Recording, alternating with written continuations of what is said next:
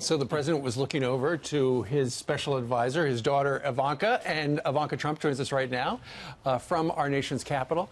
Good morning to you, Ivanka. Good morning. Good morning. Okay, so Pleasure to be on. We know it's an apprenticeship program. What else is what the president signed yesterday? Well, we're incredibly excited, and this is the culmination of a lot of hard work. So the president signed an executive order establishing the National Council for the American Worker, which is comprised of U.S. government officials who think holistically about skills training and education for workers at all stages in their career. So traditionally, the government's only focused on education for those younger than the age of 25. But in a rapidly changing digital economy, we know that while we're not the best at training workers, that will leave to industry and the states. There's a lot of data we have that can at least enable people to make better decisions around education. It's where the jobs are located, what jobs are vacant. But I think one of the exciting things about that announcement is it was a real call to action to the private sector. So in addition to announcing this U.S. Government Council, we also created a pledge to America's workers. And this was something that was started yesterday.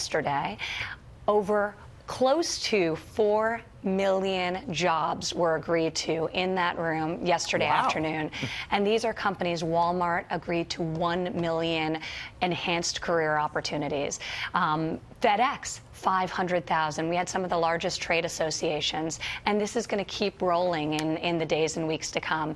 And what they're committed to is in such an incredibly robust environment where business optimism is so high, they want to ensure that they have skilled employees. So they're reaching into the high schools and saying, we're going to train you for jobs that we have vacant because of the roaring economy. But they're also going to look at their own workforces and say, based on automation, based on the rapid changes from a technological perspective, there is going to be disruption. And we're going to take some of our mid to late career workers and we're going to reskill them and we're going to give them new and better opportunities within our companies to do other jobs. So it is a really exciting initiative. It's a bold initiative. But 3.8 million jobs were committed to yesterday by the private sector with no government funding. Wow. So it is really exciting. And we're going to take this pledge. We're going to bring it around the country.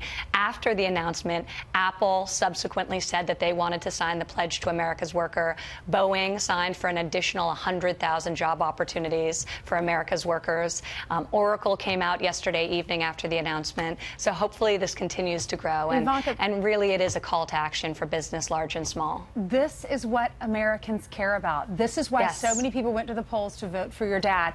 If you don't have a job, you're stressed out. You can't feed your family. You can't put your kids into college. We want a better life for our kids. And by doing this, so many people are getting their foot in the door. If you get your foot in the door at Walmart, you can work your way up. You can become a manager. You can work at the corporate office one day. But so many people, they don't have a chance to just get their foot in the door. And once you're in, that's right, the skills. So this is why is this so important to you?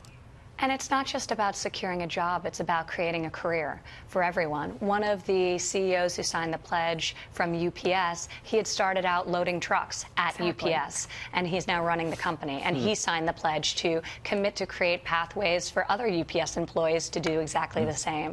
So it really is just a tremendous opportunity. And in an economy this strong, we have the chance to bring people who have been marginalized, who have been on the sidelines, bring them back into the workforce and allow them to secure family-sustaining jobs. So it's such a unique opportunity. The president yesterday mentioned those who have been in prison, served their time, and re-entered society. We know, empirically, we know from the data, if they have a job, our communities are safer, they're less likely to fall back into the crime cycle and wind up incarcerated again if they can secure a job, and they become some of the greatest workers if they're given that second chance. So people who would have otherwise been overlooked, had unemployment been higher, are now getting those opportunities. But also, and I really do think it's important thinking about our mid to late career workers who are looking to learn a new skill and learn a new trade, and investing in those people. Some of those people in the mid to late career stages, they've given up because there aren't any jobs. jobs out there